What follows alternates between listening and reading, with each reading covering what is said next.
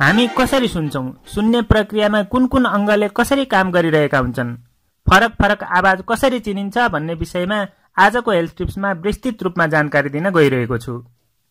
के तपाईले कहिल्यै सोच्नु भएको छ हामी आवाज कसरी सुन्छौं भनेर? तपाईलाई लाग्छ ल्यापटप, मोबाइल सबैले आवाज दिन्छ, म सुनिरहेको छु, तर यहाँ के भएको हुन्छ र म सुन्छु, थाहा छ? अब यहाँ हेर्नुस्, यहाँ रहेको स्पिकरले यहाँ रहेको आवाजको मोलिक्युल्सलाई अगाडि पछाडि गराइरहेको छ। अब आवाज भाइब्रेट भइरहेको छ। यो हावायुक्त मोलिक्युल्स आफ्नो अगाडिको मोलिक्युल्सलाई भाइब्रेट गराउँछ। यसरी गर्दा गर्दै एक एक गरी सबै मोलिक्युल्सहरू भाइब्रेट हुन लाग्छन्। अब यो हावाको मोलिक्युल्सलाई हामी साउन्ड वेभ भनेर बुझ्छौं। अनि जब यो साउन्ड वेभ हाम्रो कानमा जान्छ नि, तब मात्र हामी सुन्दछौं। अब तपाई यो सोचिरहनु भएको होला, यो यति सानो सिम्पल इयर मोलिक्युल्स इमोसनबाट हामी साउन्डलाई कसरी सुन्छौं त? अब यो सम्पूर्ण कार्य बुझ्न यहाँ हेरौं। सुन्ने प्रक्रिया बुझ्न हाम्रो कानलाई बुझ्न आवश्यक छ, मतलब कानको बनावटलाई बुझ्नुपर्छ। यहाँ कानका अलग अलग भागले एकैसाथ कसरी काम गर्छन् त? यहाँ कानका मुख्य 3 भाग हुन्छन्। यो बाहिरी भागलाई आउटर इयर, अर्को बीचको भागलाई मिडियल इयर र तेस्रो भाग भित्री भागलाई इनियर इयर भनिन्छ। यो सबैभन्दा बाहिरको भाग, यसलाई पिन्ना पनि भनिन्छ, जसलाई तपाई हेर्न र छाम्न पनि सक्नुहुन्छ। अब पिन्नाको काम हेरौं। पिन्नाले सबै साउन्ड वेभलाई कलेक्ट गर्छ र अडिटरी क्यानलतर्फ पठाउँछ। साउन्ड वेभ यस च्यानलको थ्रु जान्छ र इयर ड्रमलाई हिट गर्छ। यसलाई हामी इयर ड्रम किन भन्छौं भने यो ड्रमको स्किन जस्तै हुन्छ वा ड्रमको माथिल्लो भाग जस्तै। मतलब यो इयर ड्रम एउटा ट्रान्सपरेन्ट लेयर हो र यो भाइब्रेसनको अति नै सेन्सिटिभ पार्ट पनि हो। यहाँ हल्का सेन्सेसन हुन्छ नि, यो भाइब्रेट गर्न लाग्छ।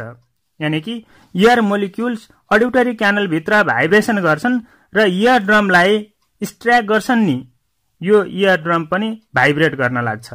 अब हेरौं, इयर ड्रमले आउटर इयर र मिडियल इयरलाई जोड्ने र सुरक्षा दिने काम पनि गर्छ। अब कुरा गरौं मिडियल इयरको। यो ठाउँमा मानव शरीरका सबैभन्दा साना 3 वटा हाडहरू रहेका हुन्छन्। यी हाडको संयुक्त रूपलाई ओसिकल्स भनिन्छ। यो 3 वटा हाडमा पहिलोलाई मेलियस, दोस्रोलाई इन्कस र तेस्रोलाई स्टेप्स भनिन्छ। यिनको इन्ट्रेस्टिङ शेपको कारण यी हाडहरूलाई अर्को कमन नामले पनि चिनिन्छ।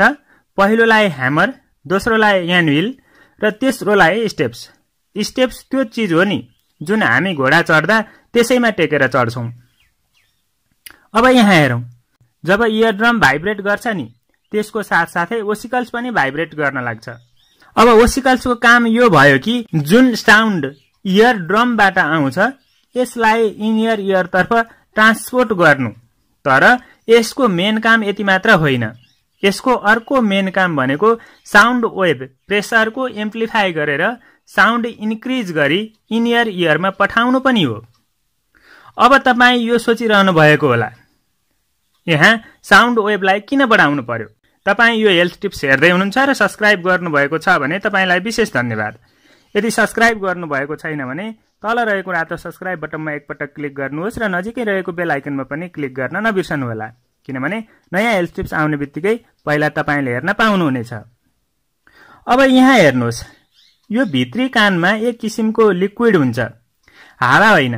यहाँ भाइब्रेसनलाई एक किसिमको लिक्विड भित्र ट्रान्सफर गराउनु पर्ने हुन्छ। तपाईलाई थाहा होला, हावाको तुलनामा लिक्विडलाई भाइब्रेसन गराउनु भनेको एउटा मुस्किल काम हो।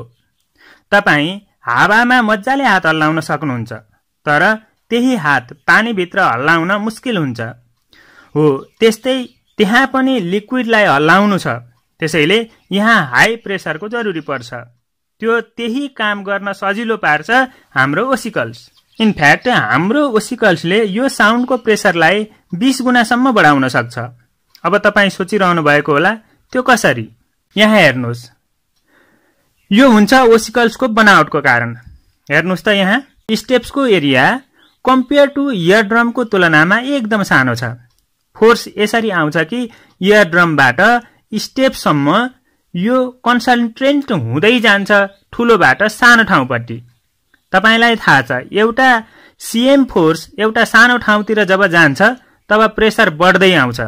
प्रेसरको सूत्र यो छ कि फोर्स बाई एरिया। त्यसैले एरिया सानो छ भने फोर्स बढी हुन्छ। यसरी नै ओसिकल्सले साउन्डको प्रेसरलाई बढाइदिन्छ। अब हामी इनियर इयरको बारेमा कुरा गरौँ। इनियर इयर एक बोनी स्ट्रक्चर हो। यसभित्र 3 वटा सेमी सर्कुलर क्यानलहरू हुन्छन् जसले हाम्रो बडीलाई ब्यालेन्स गर्न मद्दत गर्छ।